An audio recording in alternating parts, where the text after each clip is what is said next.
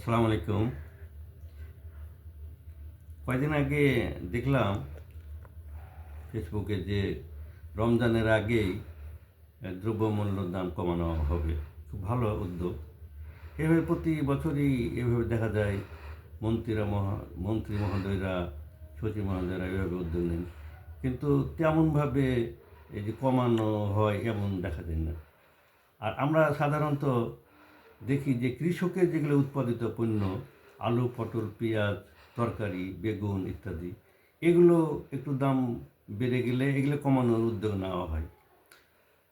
কিন্তু যেগুলো নিত্য প্রাত্যহিক জীবনের, যেমন সাবান, সোডা, টুথপেস্ট, টয়লেট পরিষ্কার, এগুলো কিন্তু উৎপাদন করে শিল্পপতিরা।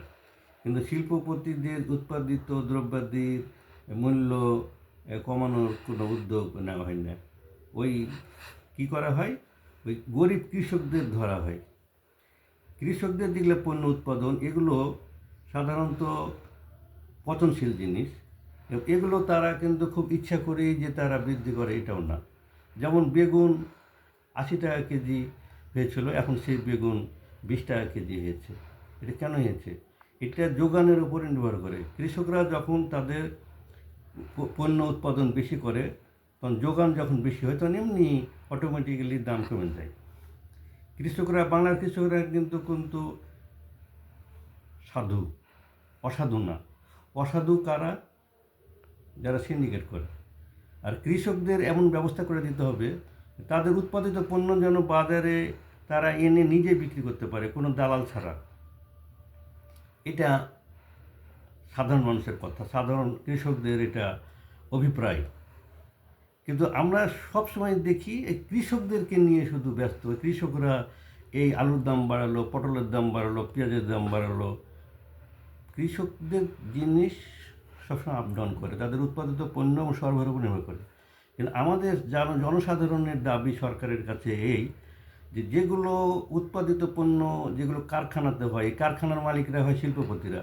যেমন একটা সাবানের মূল্য যদি বৃদ্ধি করার দরকার হয়, 15 টাকার একটা সাবান 20 টাকা করে দেয়। 20 টাকা করে দেয়, কিন্তু সেখানে 1 টাকা তার বৃদ্ধি করলে যথেষ্ট। এভাবে বৃদ্ধি করতে করতে তাদের উৎপাদন খরচ অনুযায়ী অনেক বেশি দাম ওরা নির্ধারণ করে থাকে, যেগুলো আমাদের সাধারণ প্রাত্যহিক জীবনে কেনাকাটায় কষ্ট হয়। তাই আমরা জনসাধারণের পক্ষ থেকে আমরা সংশ্লিষ্ট উপদেষ্টা মণ্ডলীর কাছে আমরা দরখাস্ত করি এই যে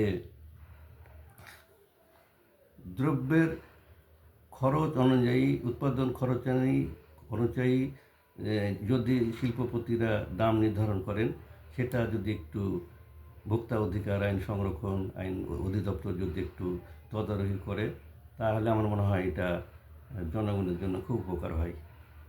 ভোক্তা অধিকার সংরক্ষণ আইন অধিদপ্তর যদি এগুলো একটু দেখে, একটু বাজারটা ট্রাই করে, তাদের সঙ্গে একটু যোগাযোগ করে, আমার মনে হয় একটু ভালো হয়। আর আমি সম্মানিত শিল্পপতি মহোদয়দের দৃষ্টি আকর্ষণ করছি, আপনারা একটু বিবেচক হন, জনসাধারণের কথা একটু চিন্তা করুন। আপনাদের দ্রব্য সামগ্রীর মূল্য উৎপাদন খরচ অনুযায়ী আপনারা নির্ধারণ করুন। আসসালামু আলাইকুম।